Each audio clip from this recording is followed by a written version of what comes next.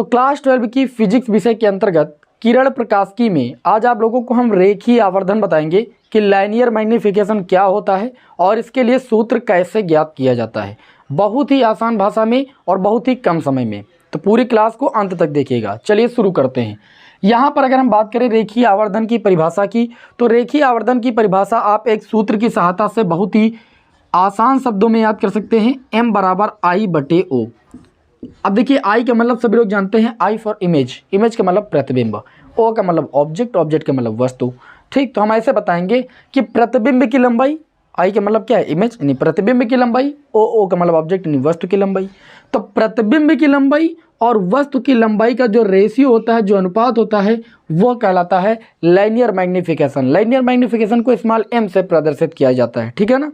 तो याद रखिएगा, प्रतिबिंब की लंबाई और वस्तु की लंबाई का अनुपात कहलाता है रेखीय आवर्धन, जबकि प्रतिबिंब की लंबाई और वस्तु की लंबाई मुख्य अक्ष के लंबवत मापी गई हो, ठीक है ना।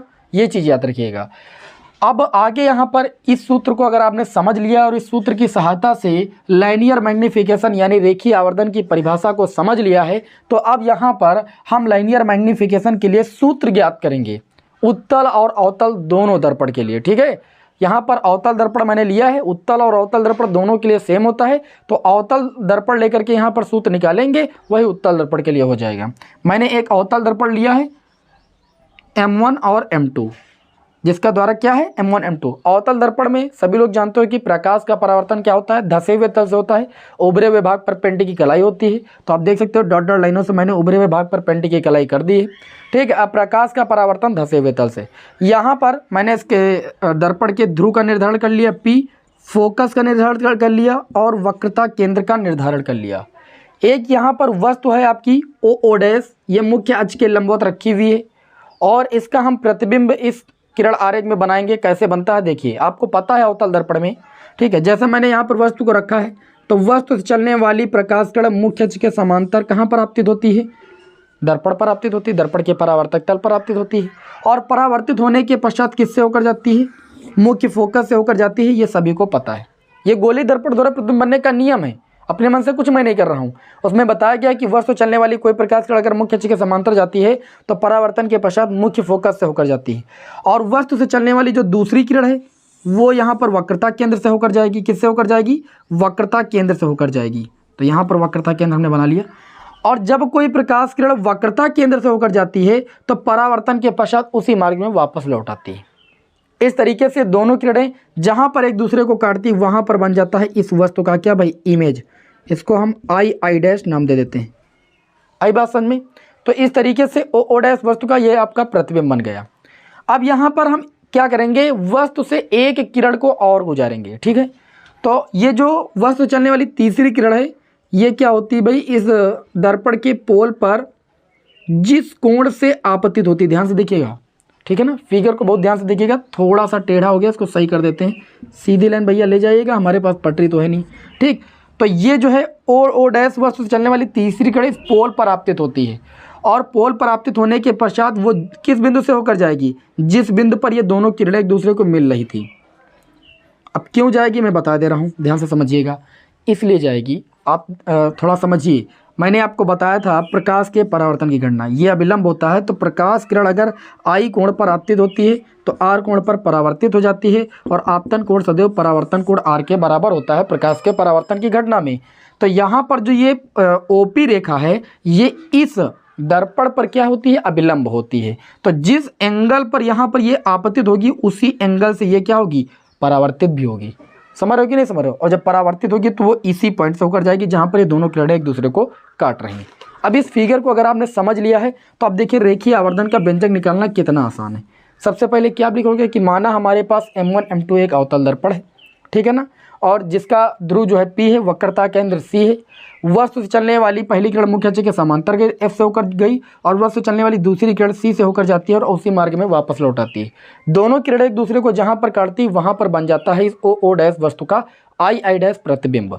क्लियर इतनी बात। अब यहाँ पर हम क्या करेंगे, यहाँ पर हम देखेंगे जो त्रिभुज आपका OO' P है, ठीक है, त्रिभुज OO' जो P है इसमें, और यहाँ पर देखेंगे I' P, इन दोनों त्रिभुजों को हम यहाँ पर देखेंगे कि दोनों त्रिभुज समरूप हैं।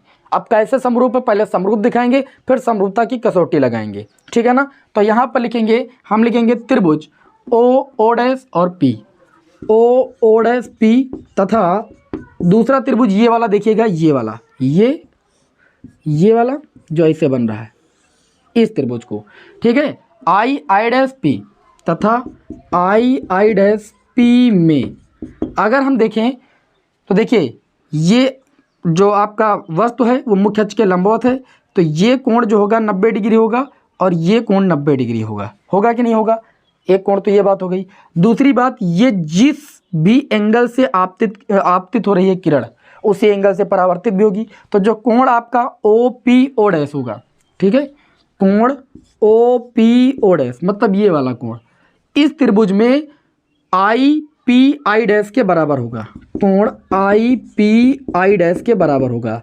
यहाँ पर कारण बगल में ले सकते हो, चूंकि आपतन कोण सदैव परावर्तन कोण के बराबर होता है, आपतन कोण सदैव परावर्तन कोण के बराबर होता है, ये आपने परावर्तन संबंधी नियम में पढ़ा है। ओके, तो एक कसौटी लग गई, समरूपता के लिए 2 कसौटियाँ चाहिए।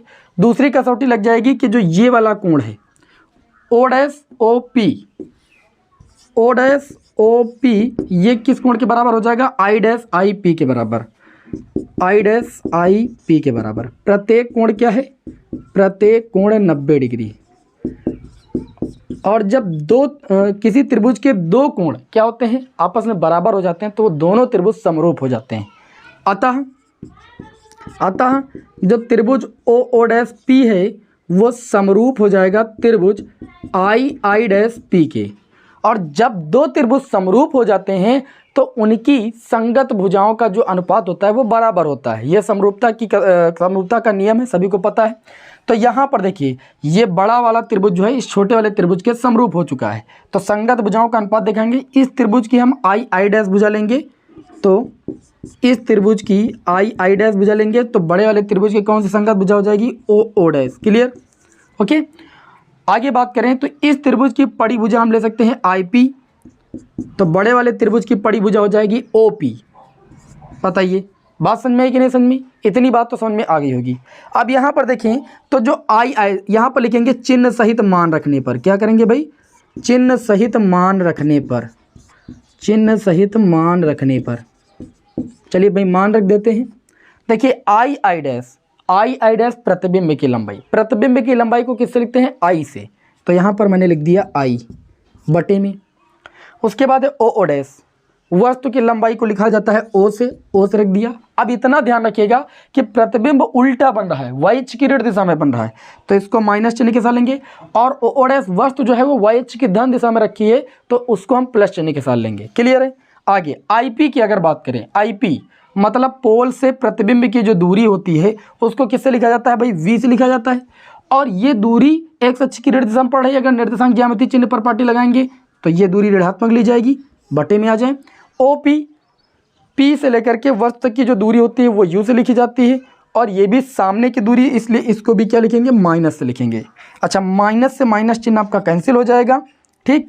तो यहाँ पर अगर हम देखें तो इस सूत्र को निम्नवत ऐसे हम लिख सकते हैं, ध्यान से देखिएगा, इसको लिख सकते हैं आई बटे में ओ बराबर, इस माइनस चिन्ह को उधर भेज देंगे, माइनस वी बटे यू, ठीक है। परंतु आप सभी लोग जानते हो कि जो रेखीय आवर्धन होता है वो m बराबर आई बटे ओ होता है, परंतु जो m बराबर होता है वो आई बटे ओ होता है कि नहीं।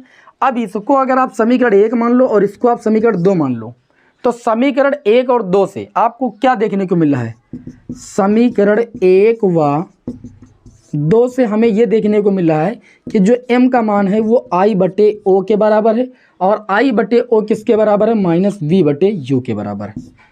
इस तरीके से रेखीय आवर्धन का व्यंजक आपके सामने आ चुका है, रेखीय आवर्धन का सूत्र आ चुका है कि m बराबर आई बटे ओ बराबर माइनस वी बटे यू।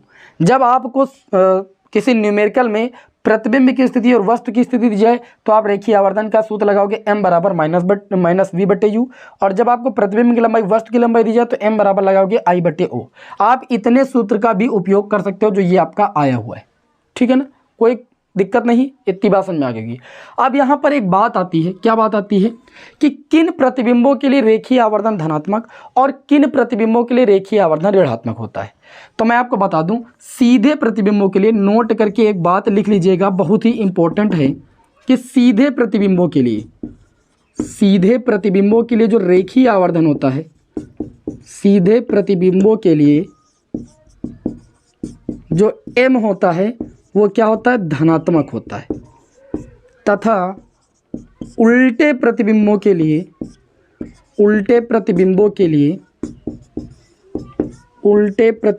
लिए जो आपका रेखीय आवर्धन m होता है वो ऋणात्मक होता है।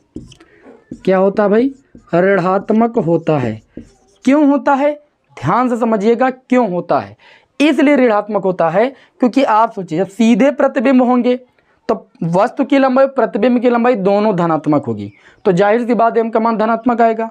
और जब एक उल्टा प्रतिबिंब होगा तो वस्तु तो सीधी रखी जाएगी ना, तो वस्तु सीधी रखी जाएगी वो धनात्मक होगी, और प्रतिबिंब उल्टा बनेगा वो ऋणात्मक रखा जाएगा। और हम वस्तु और प्रतिबिंब दोनों का रेशियो तो लेते हैं, प्रतिबिंब की लंबाई और वस्तु की लंबाई का अनुपात, तो जब अनुपात निकालेंगे तो ऋणात्मक ही तो आएगा, क्योंकि आई जो होगा वो क्या होगा, ऋणात्मक होगा, उल्टा बनेगा, और ओ होगा धनात्मक, तो रेखीय आवर्धन क्या हो जाएगा, ऋणात्मक हो जाएगा। तो इसलिए उल्टे प्रतिबिंबों के लिए रेखीय आवर्धन ऋणात्मक होता है और सीधे प्रतिबिंबों के लिए रेखीय आवर्धन धनात्मक होता है। ये बात याद रखिएगा, बहुत ही इंपॉर्टेंट है। उम्मीद है कि ये व्यंजक आपको ज्ञात करना आ गया होगा, रेखीय आवर्धन अच्छे तरीके से समझ में आ गया होगा। आज की क्लास में इतना ही, नेक्स्ट क्लास में आपको आगे क्वेश्चन के साथ मिलते हैं। जय हिंद, वंदे मातरम।